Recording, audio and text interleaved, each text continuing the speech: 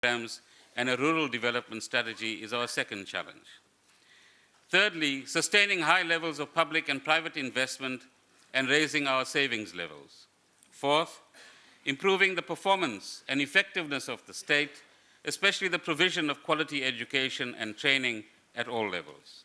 Fifth, reforms to increase inclusion and participation in the labor market, alongside efforts to improve competition in product markets. Sixth, keeping inflation low, striving for a stable and competitive exchange rate, and providing a buffer against global volatility. And lastly, seventh, raising productivity and competitiveness, opening up our economy to investment and trade opportunities that can boost exports. We need to produce the goods and services that other people desire to have and that we can export to the rest of the world. And that's our key challenge. Who and how do we produce goods that we can sell to the rest of the world? Our approach to employment creation includes measures to encourage industries and services that have significant job potential, stepped up implementation of the expanded public works, investment in further education and skills development, encouragement of small business development and entrepreneurship, and a new focus on promoting youth employment. In other words, there's no one simple answer. There are many things that we will have to do, and we now have a clear idea of what they are in order to turn the situation around. Turning an economy around and achieving the kind of transformation required to draw in the millions of unemployed people into the economy is not an easy task.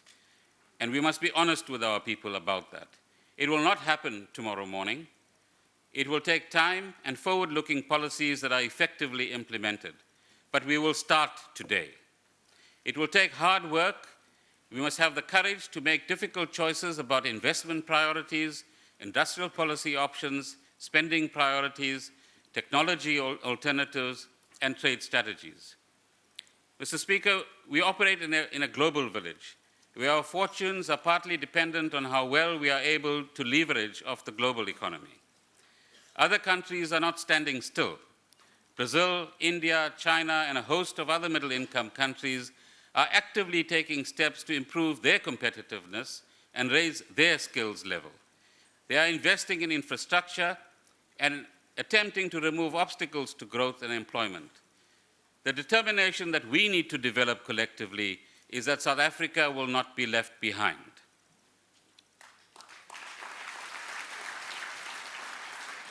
Let me take this opportunity to commend Minister Davies and his team for the detailed work that he spoke about a day ago that has gone into developing an industrial policy action plan. As part of our growth path, it will contribute to transforming our economy towards a more labor-absorbing and dynamic one.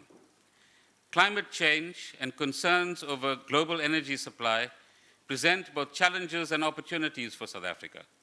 Industries must be helped to manage scarce resources more efficiently and to reduce greenhouse gas emissions through appropriate pricing of energy. This is necessary to enable investment in sustainable technologies. Green economy initiatives will create new opportunities for enterprise development, job creation, and the renewal of commercial and residential environments. This must play a crucial part in our new growth path. Innovation and enterprise development are rightly the key focus areas of the work of the Economic and Employment Cluster led by Ministers Nkwinti and Pandor. Over the next year, the cluster will oversee development of sectoral strategies and actions to raise output, employment, productivity, and exports. Another component of our employment strategy is to promote job creation for our youth. Many South Africans, speaking of their own experiences on the streets of our cities, at factory gates, in rural communities, have urged us to take steps to make it easier for young people to find work. Labor market data confirm that employers are reluctant to hire inexperienced work seekers, while school leavers lack basic workplace competencies. Furthermore, our bargaining arrangements push up entry-level wages, pricing out inexperienced work seekers. Under the leadership of the Department of Labor and Minister Mdladlana, initiatives are in progress to improve information services to help young people access jobs and training opportunities. we propose to support these reforms through a subsidy to employers that will lower the cost of hiring young people without work experience. Under consideration, as the President mentioned, is a cash reimbursement to employers for a 2-year period operating through the SARS payroll tax platform and subject to minimum labor standards. It will be available to tax-compliant businesses, so those of you that are not compliant, start paying your tax, please.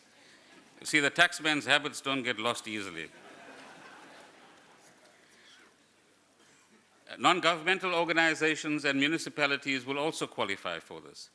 Our preliminary estimate is that about 800,000 people will qualify. The aim is to raise employment of young school leavers for a further 500,000 by 2013. Our intention is that young people should benefit from this initiative by as early as next year if we can get consensus amongst all the role players. A discussion document setting out further details of the youth wage subsidy proposals will be tabled by the end of March.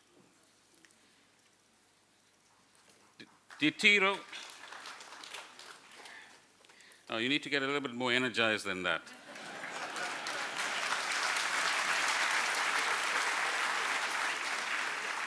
Otherwise, the public will think we're all asleep here, you see.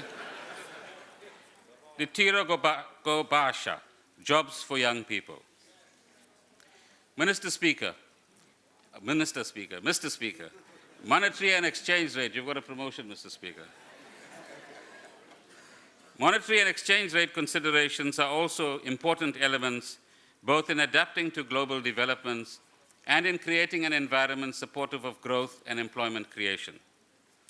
Let us remind ourselves about what Section 2241 of the Constitution says about the mandate of the Reserve Bank. The primary objective of the South African Reserve Bank, I quote, is to protect the value of the currency in the interest of balanced and sustainable economic growth in the Republic, end of quote. As required by the Constitution, the bank should pursue its mandate independently and without fear, favor, or prejudice.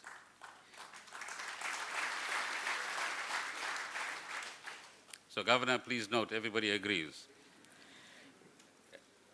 The Governor and I will consult regularly to ensure that South Africa is prepared to respond with agility and flexibility to the changing economic circumstances around us. The global financial crisis has illustrated the need for central banks to take a broader view of the economy in managing inflation, including growth, employment trends, asset prices, financial sector stability, and competitiveness of the exchange rate. Our inflation targeting framework incorporates such flexibility and allows inflation to deviate from the target in the event of such shocks. In such cases, the bank is required to explain clearly to the public the time frame over which inflation will be adjusted back to and within the target range, without unnecessary instability in output and interest rates. A credible monetary policy framework that focuses on managing inflation is crucial to reducing long-term borrowing costs and providing confidence about the future.